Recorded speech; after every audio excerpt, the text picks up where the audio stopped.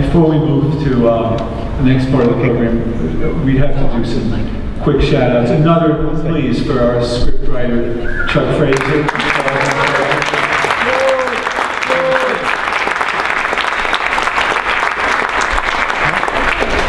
For the director, who is in Europe and couldn't be with us, Dragan Ilyich.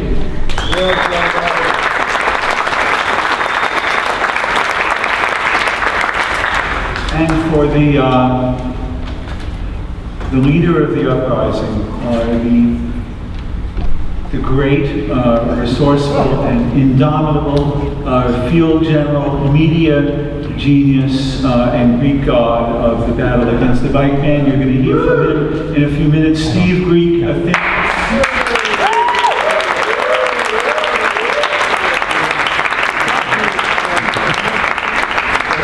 in any event such as this, there's one indispensable person, an individual who not only grasps the big picture, but sees to the hundreds of details, and who inspires everyone else to care, to participate, and to contribute. It's been a privilege to work alongside a truly inspiring organizer who's going to chair our panel, the volunteer coordinator for Time's Up, Keegan Stephen.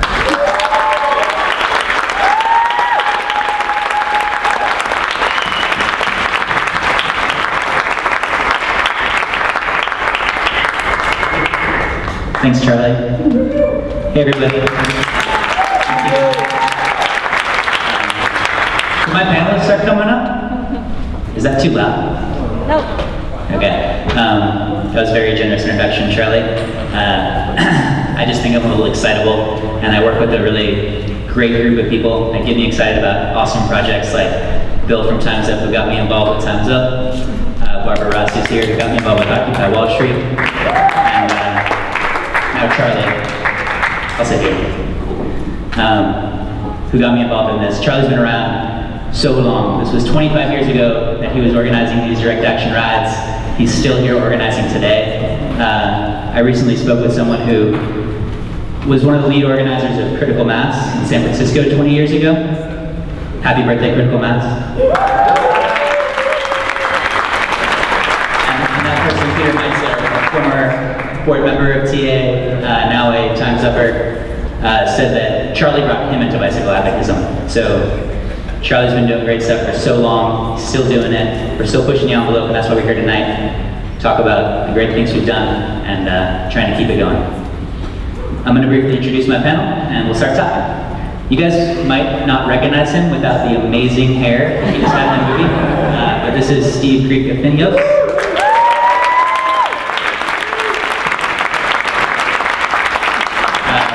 He was a bike messenger back then. He owns a bike messenger company now. He rides his bike every day, still on the streets, which is direct action in my mind, except for the past week because he got run over by a car. Maybe he just crashed, sorry. Next to him is Tone Monroe. He's a current bike messenger and amazing organizer of a lot of events in bike messenger culture. Alley Cat. And next to Tone is Monica Hunkin. Member of Time's Up, ride leader, inspiration to all of us. Next to Monica is Caroline Sampanero.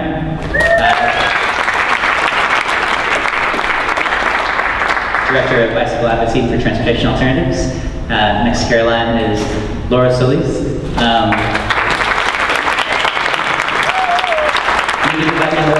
Her energy has been so awesome. She's here representing WeBike, Women's Empowerment through Bicycle.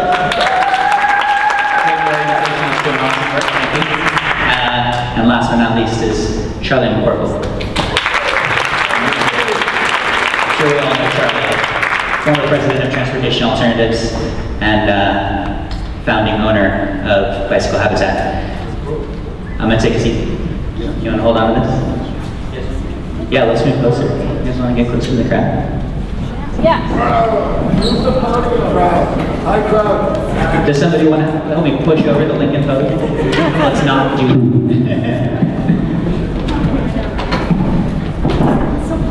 You guys feeling all right? Okay, I'm just gonna ask them a couple quick questions, and then the Charlies will run around and get some questions from you guys. My first question, both these questions are a lot of questions, but I feel like there's an assumption that all of us here work under. We're very far down the road of bicycle activism, and sometimes I think it's good to step back and take a look at those assumptions so that we can stage ourselves well for going forward. We're a group of very, very smart individuals. Charlie, who I've been working with this last week, is a genius. This group of people here, I respect so much.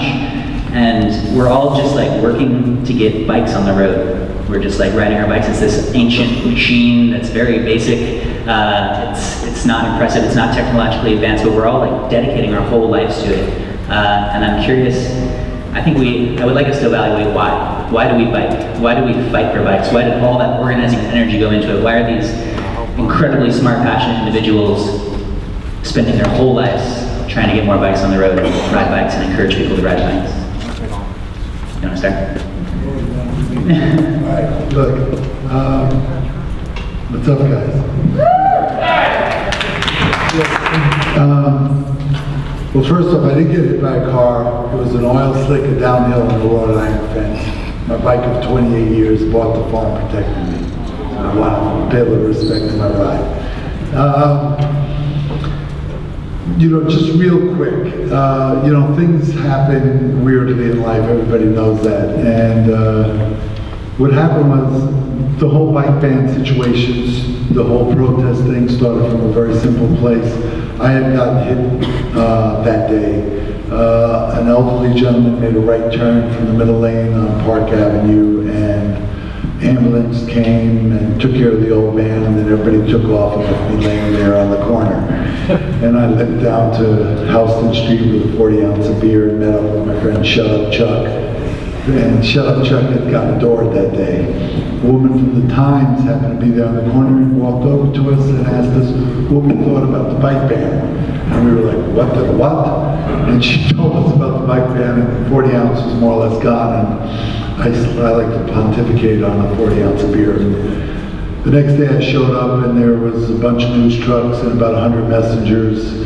But that first day I talked 11 guys into blocking off 6th Avenue, and we rode up to 57th Street and blocked traffic the whole way and came down 5th Avenue and blocked traffic, and then it just took off from there.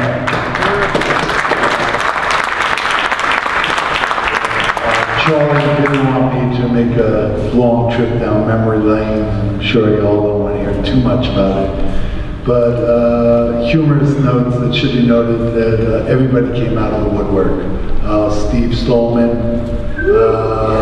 definitely deserves to be recognized, because without his space that he gave us at 49 East Housing, we'd have no base of operations to even do it.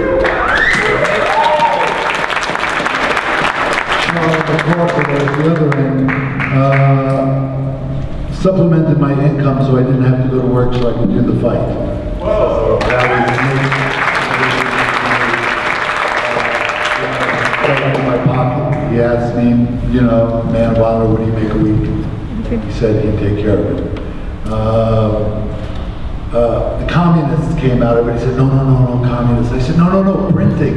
Communists printing, they print. And they hand shit out for you. So, good communists, they print for you. Just a couple of shout outs in that direction. But in today's standards, let me back away from, the old days and the flick that was there. We all see the bike lanes that are out there today and how little they're respected. Why create something if you're not going to maintain them and keep people the fuck out of them that aren't on bikes? It's simple, but I also believe that those bike lanes should be optional for people that need them. And those of us that don't need them should be free to ride because we're taxpayers. And that's all. Another thing, I just want to touch on a couple of points. I don't want to bore too many people. Can I stand up? I'm not good sitting down. I never Yes. was. The shirt from back in the day, my daughter, 17 years old, Madison, my son Lexington. I guess you guys get it. Madison said, "Take your shirt, Dad. Wear it." So I'm doing what she wanted because any father listens to their 17-year-old daughter.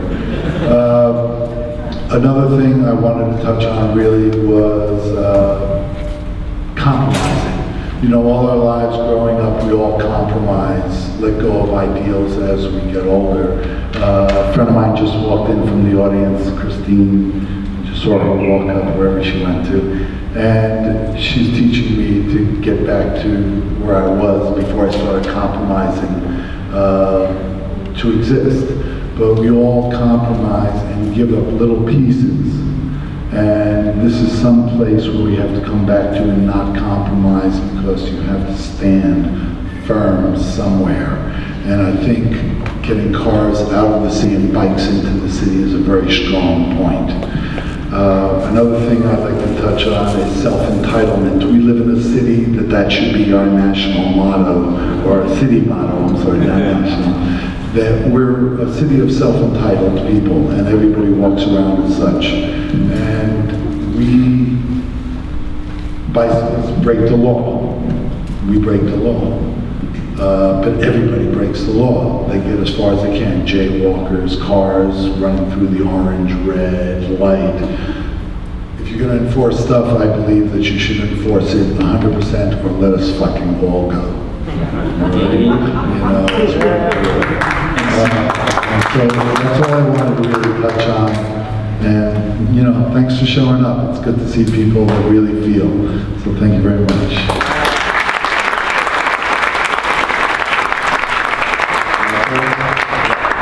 Why do I fight for bikes? All right, well, It's really hard to explain from a messenger's perspective because I ride every day, even on my off days, and it doesn't really matter where I go. You're always going to deal with cyclists, like beefing with other cyclists for like poor cycling etiquette, pedestrians in bike lanes, cops in bike lanes, horse shit in bike lanes. I mean, it's like we live in a city where you feel like you just can't win. Honestly, from my perspective, I stopped caring. I ride my bike because I love it more than anything else in this world next to my mother and my girlfriend and my dog. So the most important thing to me is I want to try and continue to keep riding. And looking at everybody here, like I see maybe like 60% of people that I see every day cycling. And you may not notice me because you may never see dreads, you may see a hoodie and shades. So, I know you, Tom. well, yeah, you always know me because I'll come up in your office and say what's up. So I like to fight. I want to fight for bikes because it's our city, and I don't know, cars suck, yo. You see how the gas is going out. So let's try and unite as one, as a community of cyclists, commuters, bike messengers, posengers, bacongers. We all can work this all out together as one community, So that's all I got to say.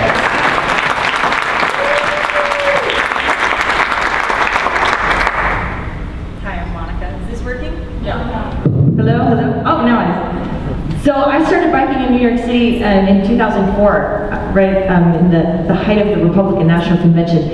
And at that time, the spaces were really opening up in New York, right? It felt like you could just talk. I could talk to any stranger. I'm like, wow, this is really crazy, right? These guys are coming to our town, and we have to fight.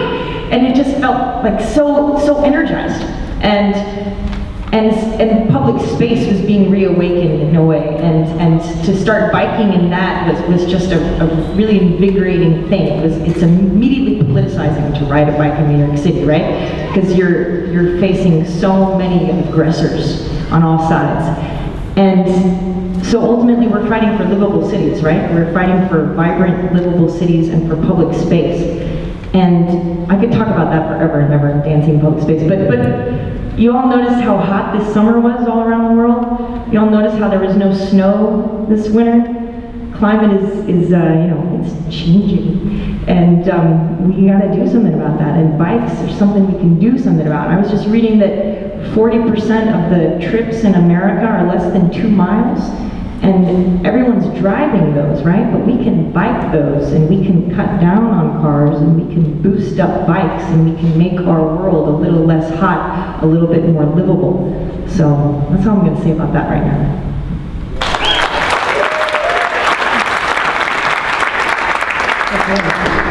Tough acts to follow. Thanks, Keegan. Just want to say thanks, and Charlie, thanks. So I think I started, when I started riding my bike in New York City, I was in college, and I fell in love with New York City as soon as I started riding my bike, and I never really stopped. And because of riding my bike, I started to meet really amazing people, many of whom are here now: George Bliss, Charlie Kamenov, Noah Budnick, who I work with, Bill DiPaolo, tons of amazing people that were doing all this great organizing with their bikes, and this was like, aha. Obviously not a new idea, but the reason I am drawn to bikes is because I think that they're natural organizing tools, which we all know. And they, you know, we're moving on our bikes all the time. I think as bike riders, we're thinking about how we can make change just by virtue of doing this thing that gets us moving every day. And so I think, you know, bikes in New York City, but in cities all over the world, people are using bikes to try and make better cities. And so, you know, I'm happy to be a part of that work with you all.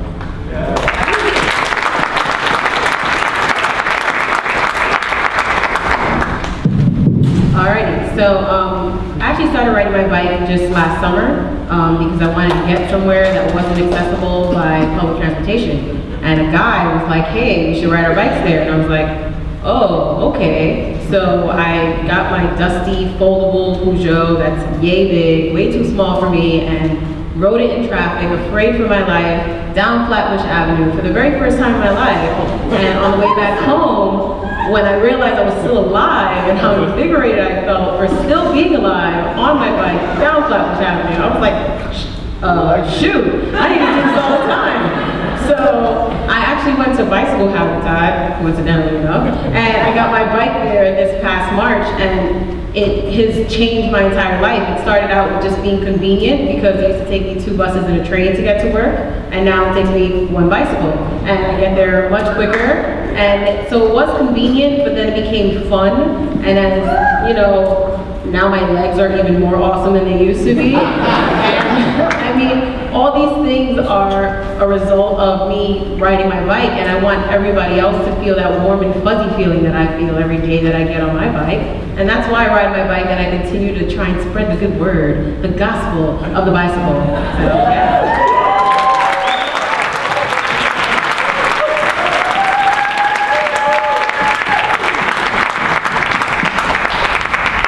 Sometimes you realize you've been around a long time. I see this movie, and I know I have. You know, if everybody would just take a second to indulge me. In the movie, I saw one messenger I know who died in the early 1990s, and I saw another one that I'm pretty sure did die also in the 1990s. And these guys were in the film, and they were out protesting. I'd just like to take a second to just be quiet.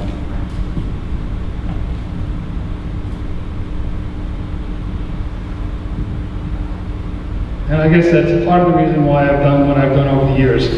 I'd also like to give a shout out, because Steve gave a shout out. I'd like to thank the person in the audience who never gets thanked and has done so much behind the scenes work for cycling and advocacy over the years.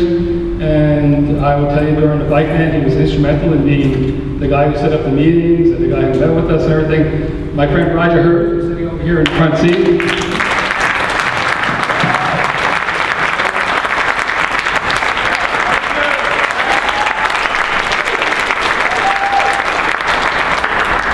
He's never gotten enough credit for everything that he's done. Why do I do what I do? I went to this school, I went to Cooper Union. I learned to ride a bike when I was 7. It got stolen about a week later. Didn't ride a bike again until I was 20. I took the subway in, it was January 1970. Took it into here, decided I knew I wanted to ride the subway again. Went over to Stuyvesant Bikes and bought a 3-speed, rode home to my parents' apartment in Brooklyn. I knew on the way home that I had a secret. That bicycles were fucking great. They were just the greatest thing in the world.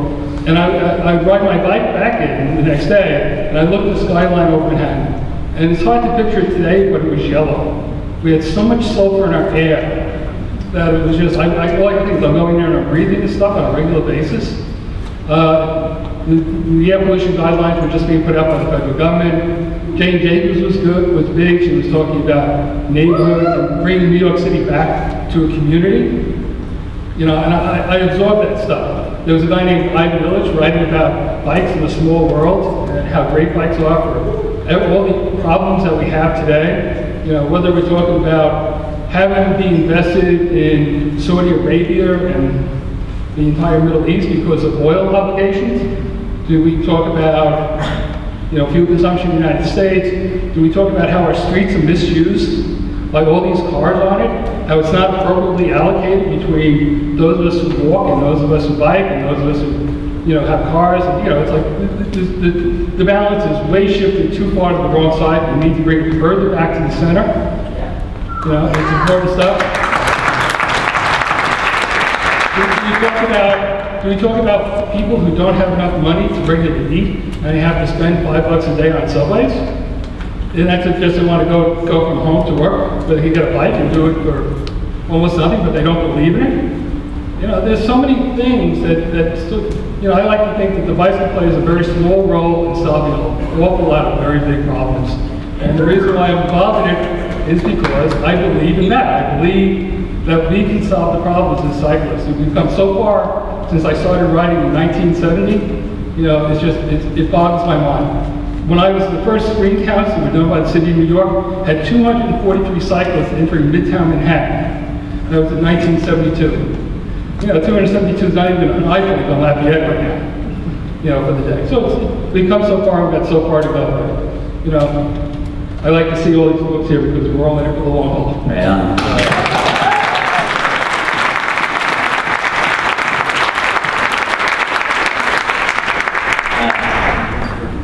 Charlie Carmine, I didn't mention your name at all, and I'd be remiss if I didn't.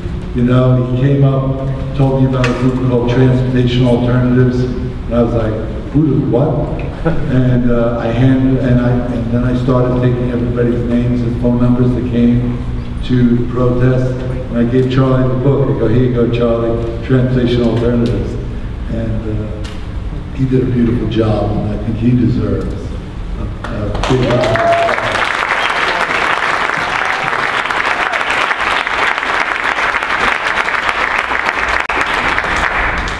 I noticed that my question was why we bike, and every single panelist connected biking with something way bigger. You know, it's a wave of energy, it's community building, it's saving the planet, it fills us with energy. And Caroline said it's a tool for social change. And I think we all know that, and we're all using that. We saw Steve using that in that film. We saw all of us trying to use it tonight to point out all the deaths that are happening in the streets, everything that's wrong with this world. And I would like to hear what you guys think. What are the forces fighting against that, and why are they fighting against that? Such a positive thing. And another thing that happened in this panel, even though I didn't ask the question, was everybody mentioned something that was a hindrance, you know, something negative towards cycling. We all see that it's there. It's like as soon as you start talking about cycling, you start talking about all these impediments. What are those impediments to us right now, and how do we overcome them?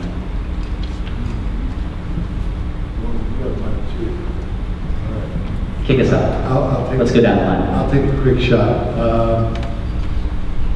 You know, I'm really afraid of insurance companies, and you know, they're trying to license messengers, and you know, and that means they'll end up being insured or have to be insured like cars are insured, and pretty soon your 12-year-old won't be able to go out on his Schwinn on the streets unless you carry full insurance on them, and it's just ridiculous. Bicycle is supposed to be about freedom, and every step I take on the pedal, I always feel someone's trying to take it away from me, and I don't want to see that happen. So I'm glad to see you all out here. You want to run that question about Okay.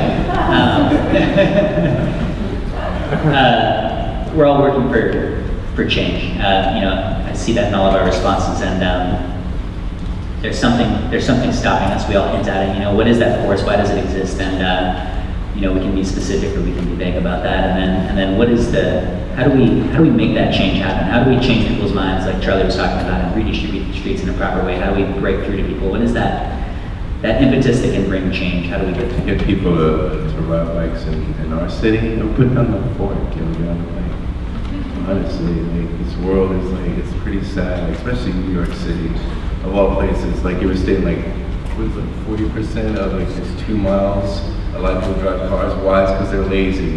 And I mean, that's their own issue. But it's just like, just do it. There's nothing else to it but to do it. I mean, there's all this other crap that you have to deal with, like the cops, like trying to give you a ticket. Like now, I don't know how it was in the 80s. Like I was 10 years old, so. No, but like I don't know how were they like really enforcing it, like when you got running red lights or going the opposite way of traffic or riding on the sidewalk.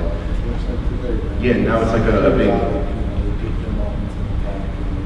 Yeah, it's like nowadays like a shared convenience. I know every one of us has got like some sort of summons for running a red light or jumping on the sidewalk or going the opposite way.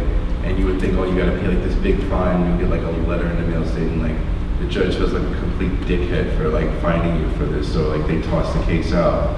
So you lose 8 to 10 hours of work week or however much you make when you work. So I think it sucks, it's a big inconvenience, and I'm trying to dodge all that shit.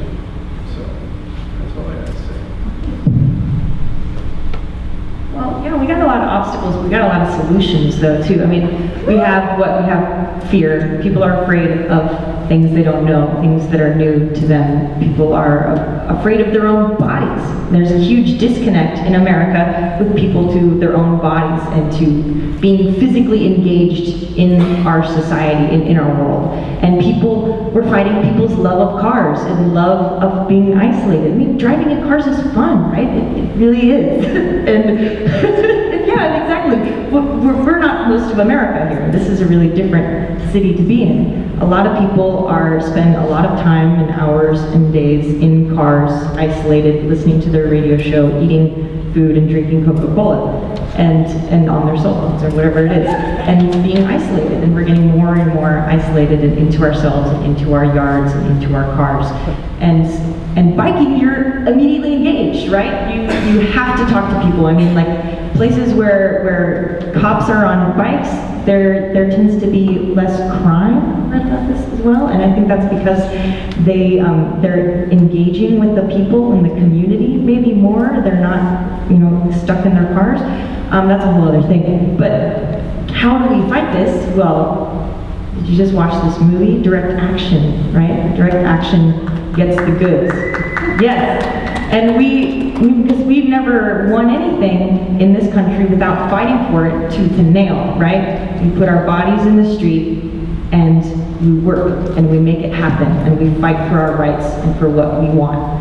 And we got to do that on our bikes and in every possible way that we can. These streets are the avenues of commercial and business as usual. If we're there, we can change the conversation. We can change and create this kind of city that we want right now, and we start on our bicycles.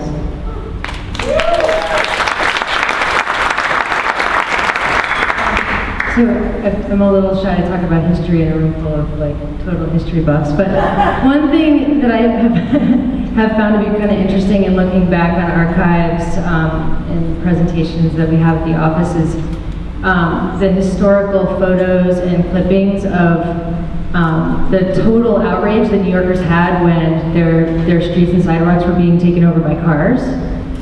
There was a period where cars were being forced upon us as New Yorkers in this country. It took a lot of work to get the car embedded in the way that it's been embedded. So my reason for starting my response with that is just to say that I think that the work we're doing is like chipping away at this massive, obviously, engine that's been embedded here. And so I think that there's not one. I think that the key to the change is doing as many different tactics as possible, all targeting the same bullseye, and celebrating each other in our different tactics and working together in that support.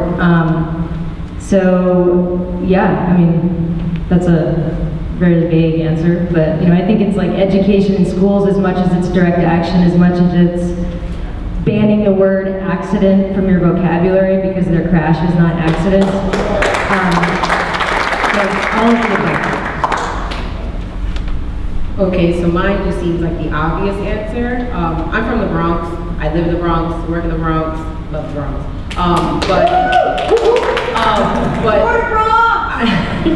October 14th. But I bring that up mostly because when I started riding my bike in April, commuting to work, I didn't see a single cyclist on the road with me. And at first I was like, wow, this is great. There's no bicycle traffic. Once I get into Manhattan, I'm just like, come on, really? You're going really slow. But then I started to realize, wait a minute, I'm the only person on the road, and now it's June.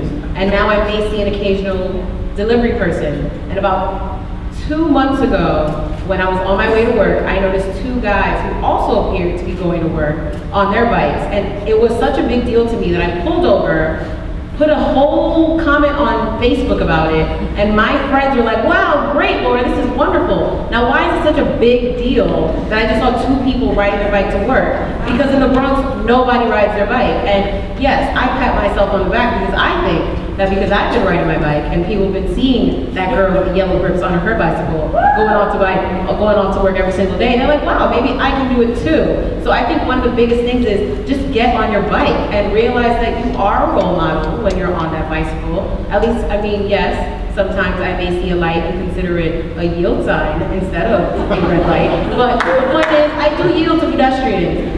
The point of all that is to say, get on your bike every day, if you can, and just realize that other people are watching you, and the more people that watch you doing this, they may feel that they should follow suit and do the same. The more people that are on their bikes, the less cars are going to be on the road, or the more likely that those cars are going to have to get used to the fact they're going to have to share the road with you. Because that's what happens. I take a lane. Me, myself, and I takes an entire lane because this is how much room I need. So, I mean, I think that's just what it is.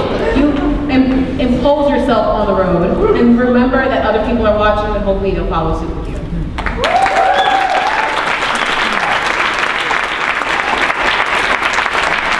I'd like to tell you she's an outsized personality by far. And she deserves the entire lane.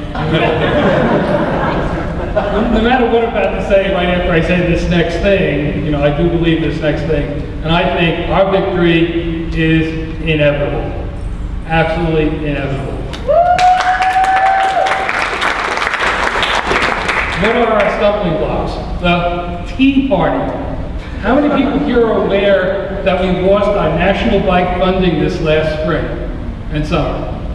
Yeah, I see a handful of hands, right down to sewer. All the money that created New York City's bike lanes, the bike maps, the bike parking, the free helmet program, and the list goes on, gone. Absolutely gone. And they're definitely one of our enemies, is the Tea Party. You know, they'd like to bring us back to 1941 or 1923 or whatever. We're not going there. Why? Why did we lose it? So why did they do it? What? What do they have against us? You know, you're in New York City. Bicycling is not as mainstream as it is in Montana. Let me tell you that. It's not, you know, we're lucky. We have a great city here. You know, we have a great DOT commissioner. Things are happening. You know, one of the things we have to be careful about is villainizing our own. We saw it here in the film tonight. In 1987, we villainized Steve. He was a bike racer. That was the lowest of the low life of anybody. He still is. Let me tell you. Today, who do we villainize? We villainize the guy bringing your Chinese food to you. We villainize the guy bringing the Mexican food to you. We villainize the immigrants in the street. You know, that's what we villainize. We've got to stop villainizing our own. We have to educate them and work with them and, you know, make them as mainstream as we are. You know, we can't allow the people who want to push bicycling down and look at these people and they go, oh, there's the problem. So we have to, you know, crunch them and we're going to crunch, you know, they give out tickets to them and we get tickets too. You know, so we have to be careful about allowing anybody to villainize the people who are working on their bikes. You know, it's really important when you think about it.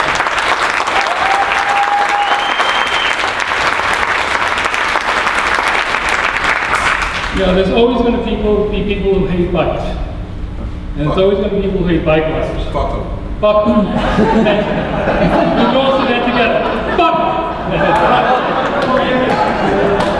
them. We need to stand together. We need to move forward. And there, like I said, there's always going to be people who don't want you, whether it's, Schumer's Light, fighting us on the bike lanes on Prospect Park South, whether it's people who don't want the bike lane on Columbus Avenue, they're going to be there. Don't worry about it. Just get out there, keep riding, keep doing the right stuff. Our victory is inevitable.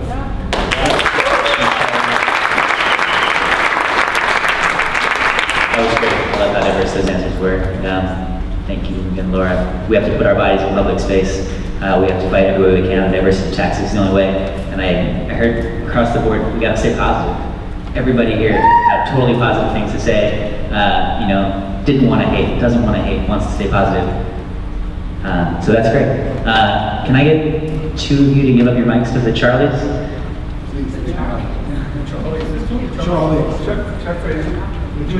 Okay, we're going to take questions from the audience. We don't have much time, so if you could please choose a panelist to address your question to and make it a question, not a comment. And then I will, of course, give all of them an opportunity to answer the more. Okay, thank you. You're all beautiful and wonderful. A master plan for New York City. Let's develop a master plan with bike streets. Like 18th Street could be a bike street, or it's not unattainable. But I think if we put forward an idea of a master plan, a New York City master plan with what we would like to see, if we just visualize it and put it in words and put it out there, is this something that anyone would like to take on? Is there a panelist who wanted to ask that too? Caroline, you got that?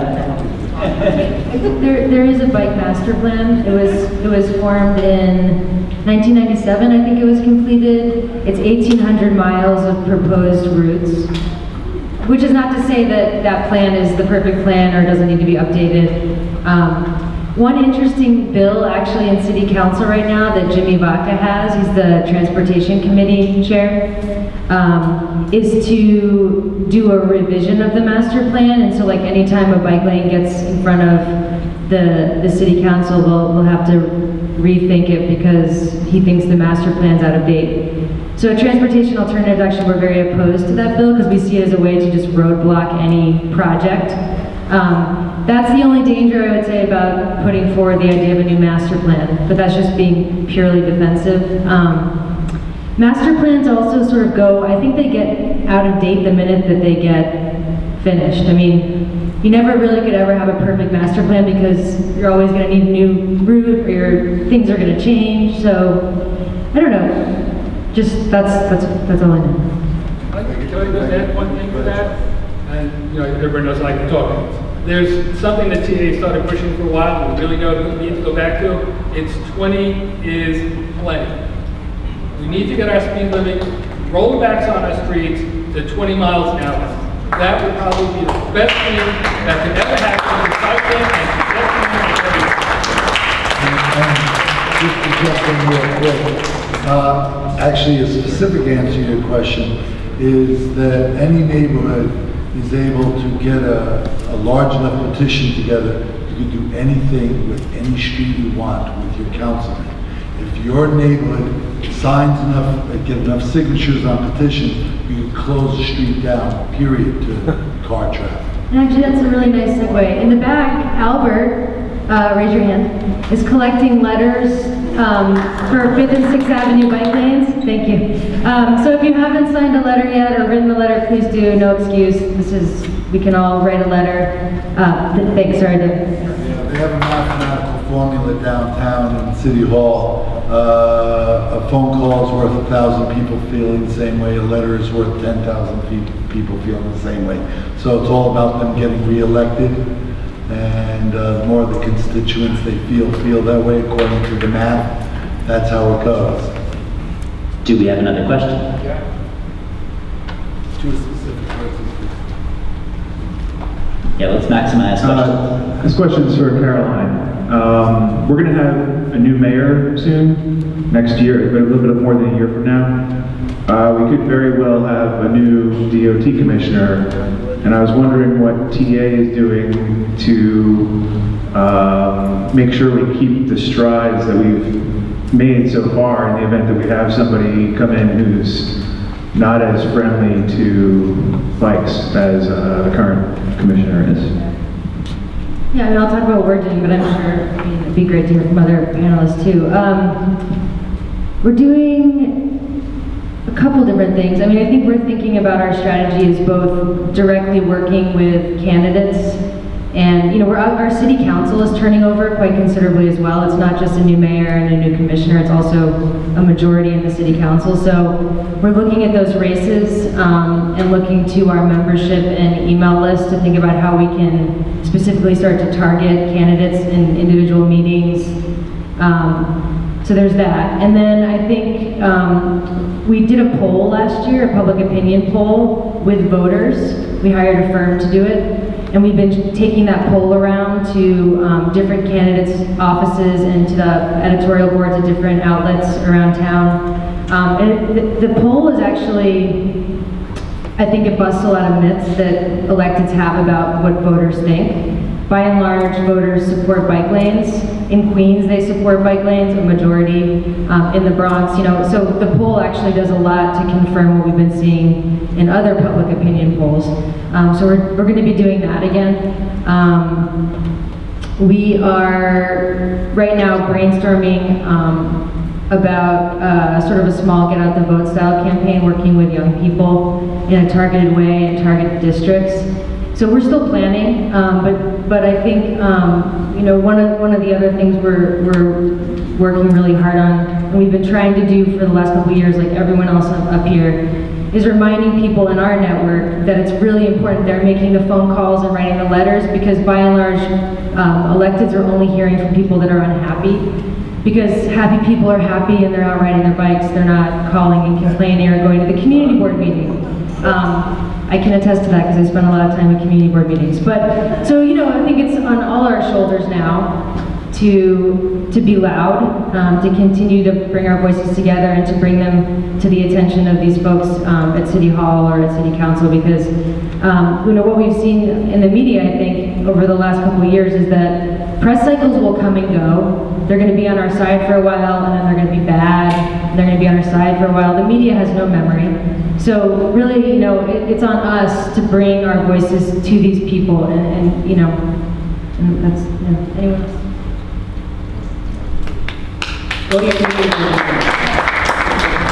Questions?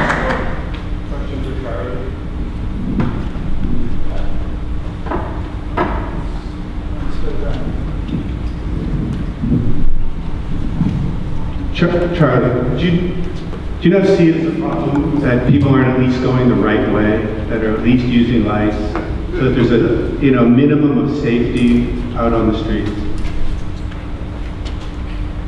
You know, let me throw in also the, you know, what's the issue with respect to the electric bikes? You know, because I'm riding at night and I've got an electric bike coming at me without lights, you know, so it's like a head-on collision with a motorcycle that doesn't have lights. That takes a lot of the fun away from me, and I think it discourages a lot of people from getting involved in cycling. And I've been riding bicycle. I mean, I rode my bicycle to high school, I rode my bicycle to university, I rode my bicycle to my first job, and I continue riding my bicycle every day. My bicycle is older than most people in this room. I've owned it ever since. So I'm a real cyclist, you know, and I mean, for me, there's a lot of, you know, concern that I can't just ride my bike and have fun, because I go around the corner, bike lane to bike lane, proper way to proper way, and there's somebody coming the wrong way that could crash into me, so I've got to peer around the corner before I can make a turn. And, you know, I'm not trying to, like, turn anybody, but at least let's go the right way, let's have lights. Why is that not something that's being addressed? And I'll throw in also, for the, you know, the Lower East Side and East Village, Transportation Alternatives are calling them bike-friendly communities. Establishments are becoming bike-friendly establishments. They don't even have a requirement that their delivery guys follow these simple, basic, you know, go the right way, have a life. I don't care if you yield to a red light. That's not nearly as dangerous to me as going the wrong way. That's I a have to long be question, but- Thanks, I think Charlie's ready to answer that. I'm a huge believer in the social contract. I'm a bigger believer in changing the social contract. We need to have a city that doesn't incentivize people to go the wrong way. We need a city that doesn't incentivize people to run red lights. Unfortunately, the way the city is set up right now, it's not set up for bike riders. And I agree that as long as it's set up the way it is, we should, adhere pretty closely to what the rules and regulations are. But I think we need to change those rules and regulations. Like I said, 20 is plenty. You do 20 is plenty, and all of a sudden, nobody has an incentive to run that red light because there's going to be 15 more in front of you before the light changes again. If we had two-way streets for bike riders and bike boulevards, you wouldn't have to ride the wrong way. You would know where people are coming from. This is a matter of, I think we should sit close to the social contract right now, but I think that we really have to get off our asses and change the social contract.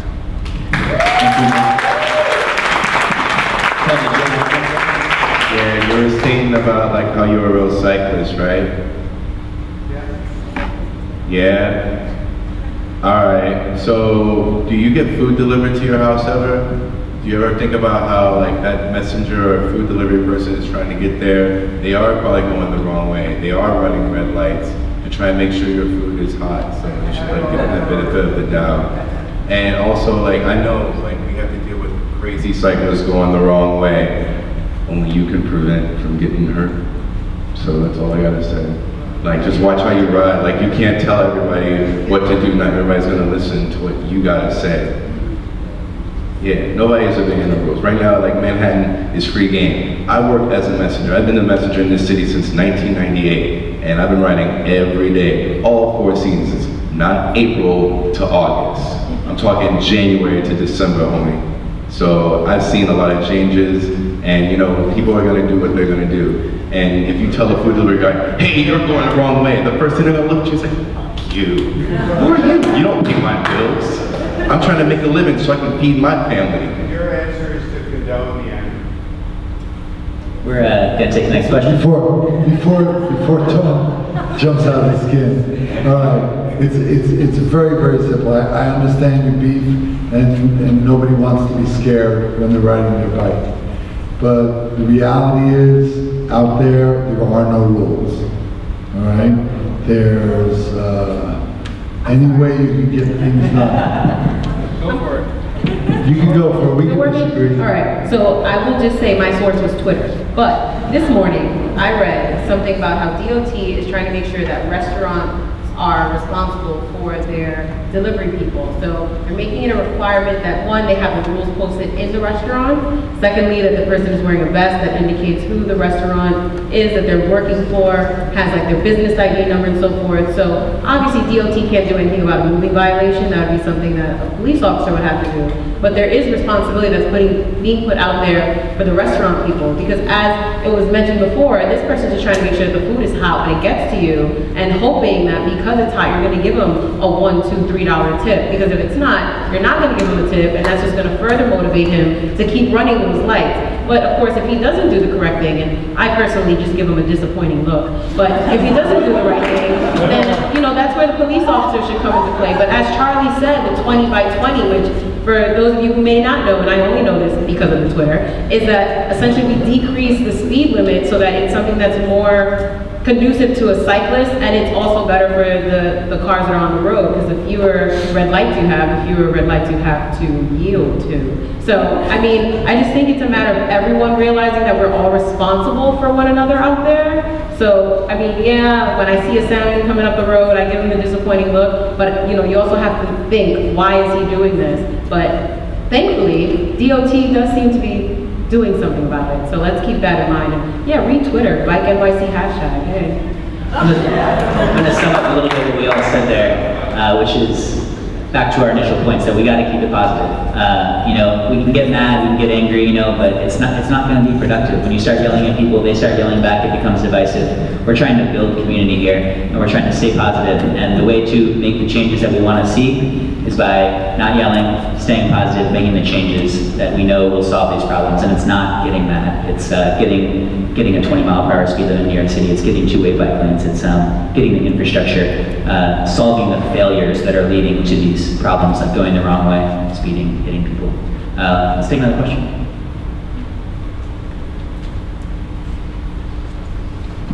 Hi, my name is NoNeck on Twitter. I don't want to stand, but I'll stand. My question is to you as the new cyclist. How has kind of hashtags changed your world, particularly the Bike NYC hashtag? Actually, it has totally rocked my socks because through the Bike NYC hashtag, I have learned so much about the cycling community. I'm a part of We Bike NYC, which for those of you who don't know, We Bike is a women's cycling club where we're trying to break down barriers in the cycling community. But it's not just for women, well, it is just for women, but in general, there are barriers in the cycling community. You know, we have our little sects, you have, you know, the ones that we don't talk about, the hipsters. And you know, you have those other folks that only ride specific kinds of bikes. And I'm cool with everybody. So because of Twitter, Bike NYC hashtag has really opened my eyes to just the massive community that we have out there. Like, yeah, you think, oh, we're just a whole bunch of cyclists, or rather from the outside looking in, that's how I first perceived it. But no, there's so much unique awesomeness amongst everybody, and it just gets me so excited. Do you see it inside of me? I'm just so excited. Are you going to be excited when it's 23 degrees outside at 7 o'clock in the morning and you got to ride 10 miles from the Bronx to wherever you work? Actually, I ride currently, and I've only been riding my bike since April, but I've ridden all 5 boroughs, and 4 boroughs on just a regular day, not on some yeah, you don't do that, I'm no offense. No, like, I'll ride my bike from the Bronx through Brooklyn through Queens into Brooklyn and back up through Manhattan into the Bronx. Like, this is no thing. This is what I do. But am I gonna be excited in the wintertime to do it? Probably not as excited as I am right now. But will I do it?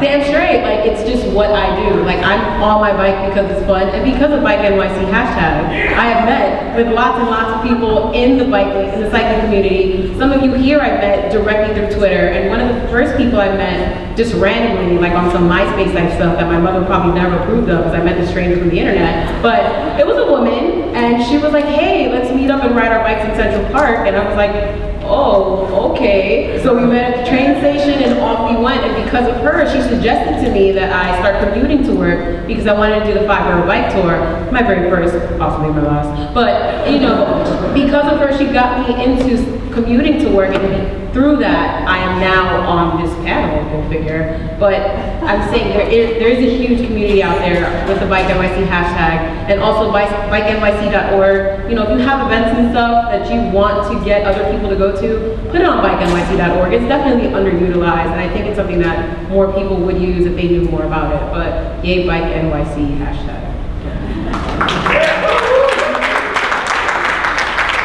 Next question.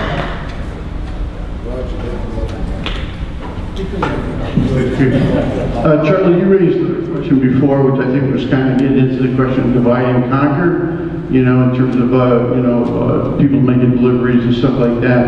And I think we have to, if anybody, given the fast rate of global warming, if anybody's going to be living in this city in 50 years, we all got to find a way to do that. And I think it's going to come down to tons of people riding bicycles, public transportation, you know, and commercial vehicles. I mean, I think Laura talked about getting out there. When you're on a bike, you're out there. Well, public transportation puts you out there in a big way too.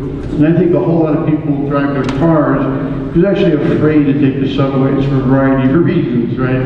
You know, which are mainly wrong and ignorant, but I think they need to be educated. But I'm really curious how much you're reaching out to the commercial side of things, because if people want to eat, if people want their plumbing to work and anything else, you're going to have commercial vehicles in this city, or it's not going to work. So that's kind of the question. You know, how do we actually get somebody to get rid of cars so there are no passenger cars, there are really people who are afraid, and just have public transportation, bikes, and then commercial vehicles?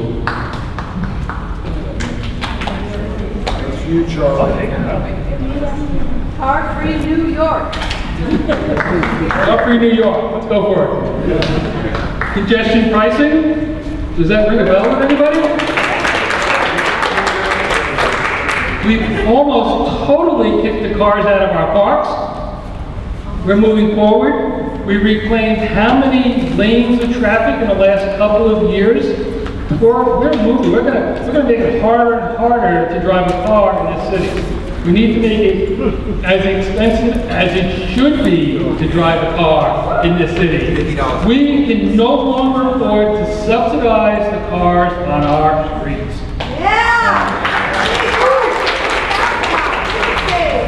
You know, these are all pressing issues. I agree with you. I think, like I said, I think our victory is inevitable. In the biking, I come from the bike industry side as well. I have a story you all know.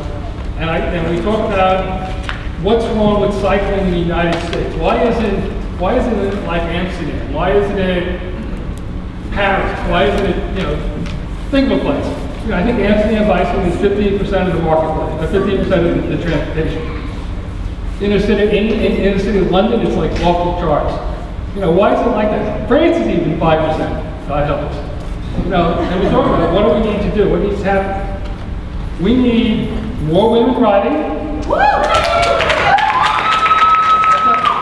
That needs to be one of the industry's largest quests. Getting more minorities on bikes. You know, too many people coming into this country who think that their next step up is to an automobile. We need them to find out their next step up is to a bicycle. We need everybody to go out and talk to their neighbors and say, bicycle, bicycle, bicycle. This is, like I said, I think it's inevitable. I think there's a lot of things going on. And I pray and hope that congestion pricing isn't dead. Not dead. I think it is. I believe it's not dead. I think this is it's inevitable. We're not going to call it congestion pricing in the future. What are we going to call it, Charlie? Super fun tax. We're going to take 2 more questions. I would love to hear a question from a woman in the audience. This fellow has been very patient. Thanks very much. It's a quick one. Charlie mentions Amsterdam, some of these European cities. I, like many of the people on the panel spoken tonight, I really like riding fast in traffic. It's a lot of fun. Yo, we should link up. At the same time, I love the idea of New York as a cycling city like those northern European cities with that kind of modal share. And I tend to think that you can't really have both. And I'm wondering what the panelists think of that. Can you have both? And if not, then which do you pick? The Wild West in New York City in the 1980s or the future, Amsterdam? Is there anyone you wanted to answer that question specifically? Oh wait, Monica, do you want to answer that question? No, I want you to answer that. I don't have an answer of that, but I've been thinking about that a lot because I bike around the world a lot. I do these long solo bike rides, and I spent a lot of time in Slovenia and then in the Netherlands. I was there for a few months touring plays, and the biking there and in Copenhagen and everything, is just the way of life there. I mean, there's mothers biking with a baby here and a baby there, and she's eating a sandwich and talking on the phone, and it's like no problem. Like everybody is just so comfortable with that, and it really kind of I really missed biking in New York City when I was there because I couldn't go fast, and I really had to stop at all the lights and be in the small narrow lanes, and there were so many bicyclists, and they all really wanted you to be, in their patterns and be at their speed, and I'm like, God, this is just so unradical and uncool, and I don't feel like the rogue New Yorker that, like it feels here, where you've got that energy and that excitement, and you're on the edge all the time, and I was like, is this what I'm fighting for in New York with Time's Up? Are we fighting to get into this program, structured, boring bicycling that there is in these other cities that are so much more advanced than us? I don't know. I don't really know how we split that difference. I think we need a little bit of both. We need a lot of space.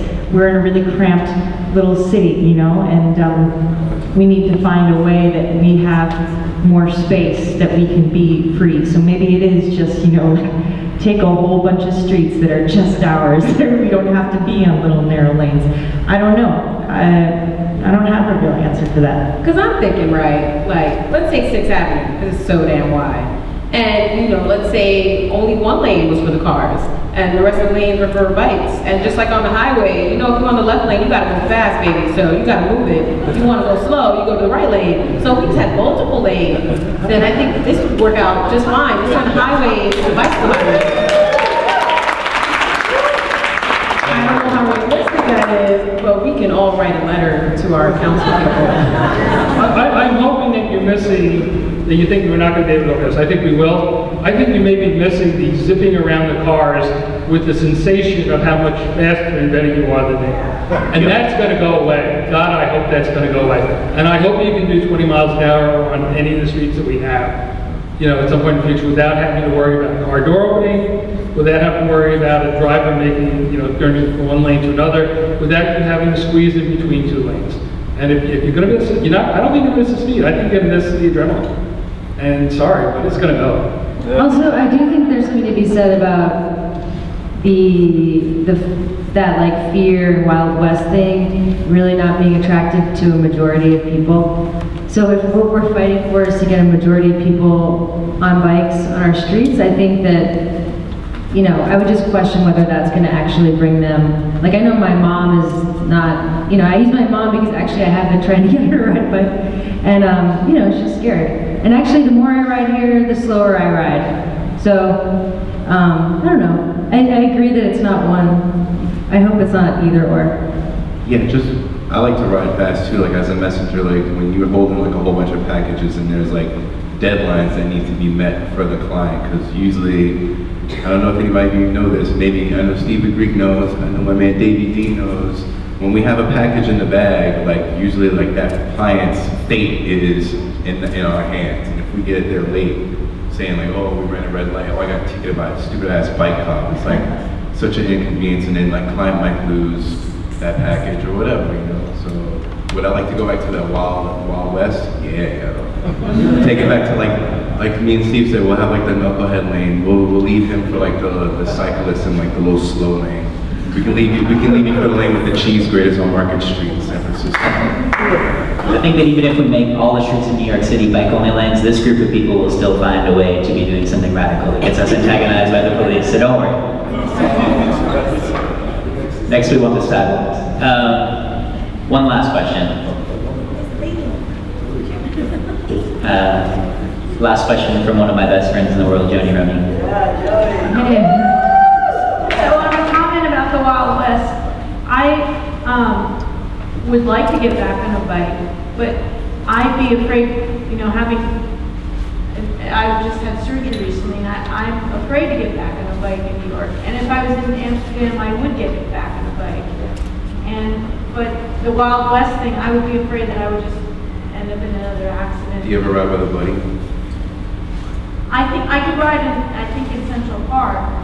Don't ride in Central Park. I'm just trying to say that I think there are people who are scared, or for somebody's mother, I don't know if you talk about their mother. Like, I think it's the Wild West is fine, but for people who are, you know, want to get back on bikes, you know, I think all in all, we want people to remain, we want to happy Respect and every other alive and cycle. safe. Yeah, okay. We don't want people dying, like, you know. It's not the other bikers you have to fear, cars. Yeah, that's what I mean, like Yeah, all cars, and we have to. And our bike lanes just are not wide enough, we're not protected enough. They're extended sidewalks to a lot of people. Any of you who tried to go up 8th Avenue? From 34th Street all the way to Mississippi night from 2:30 to 7. It's incredible. People are just The bike lane on coming Broadway down. doesn't There was a gentleman the other day standing in the bike lane. No, and I have a comment to say to anybody in the bike And lane. I respect you bike messengers. I was a bike messenger for 3 days. I don't know why I did that or why I thought I did that. Temporary insanity, I'm sure. But I obviously do that now, but after college I didn't. Well, you know, we go back to my little statement earlier about self-entitlement. I rode by a guy and I thought I was pretty much watching my language when I used the great New York phrase, schmuck, when he was in the bike lane. And, you know, he told me to go fuck myself, and of course, someone tells me to go fuck myself, I stop my bike. I get off my bike, we walk back towards that person and say, excuse me. Of course, always, because I'm not antagonistic, I'm an asshole, but I'm not.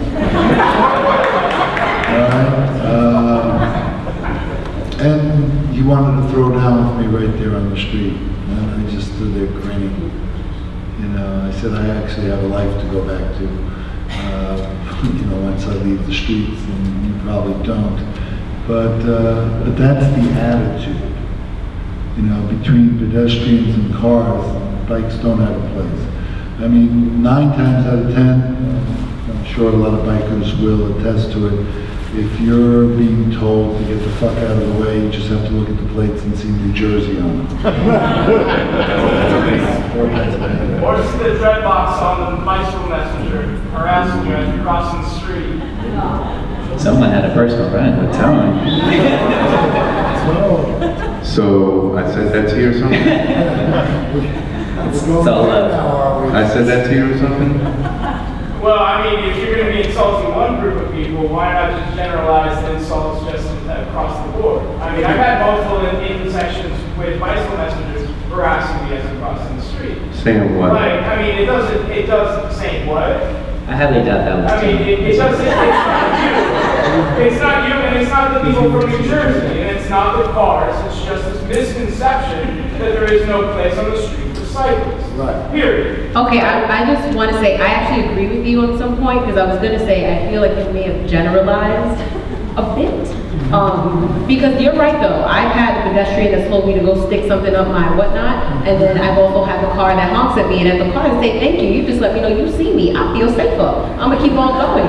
But let's just keep in mind that not everyone knows what to do with a bike. Like, I've been in a situation where in the Bronx, like I said, there's not a lot of people that deal with the bicycles, and I was riding my bike, and the lady saw me in her rearview mirror. I was gonna keep going in the same direction as she did. When she saw me, she just stopped, and I had to just veer to my left, because otherwise I would have hit her car. And I went to turn to like tell her about herself, and then when I looked, she had her hands in her face, and I'm gonna assume her daughter was next to her, and she's like, Mom, just keep going, it's fine. The lady just freaked out because she saw a person on a bike and didn't know what to do with a cycle on the road. So it's like, just keep that in mind, that we do need to remember that not everyone, like, there's still a novelty for some reason to see a person on a bike, let alone a woman on a bike. I think we need to let go of that novelty. There's nothing spectacular, I mean, I'm spectacular, but there's nothing spectacular about someone being on a bicycle. It's just as normal as someone walking or someone driving, but I think that's not the case for everyone, and they still think that it's something that needs to be all that, so that's why they stop in the lane. They can just look at you because you're so amazing. Okay, yeah. The perfect place to have it. We gotta normalize cycling. We gotta get out there on our bikes and ride. I want to thank all the Time's Up volunteers who helped us put this together. Please consider becoming a member of Time's Up. Thank you, everyone.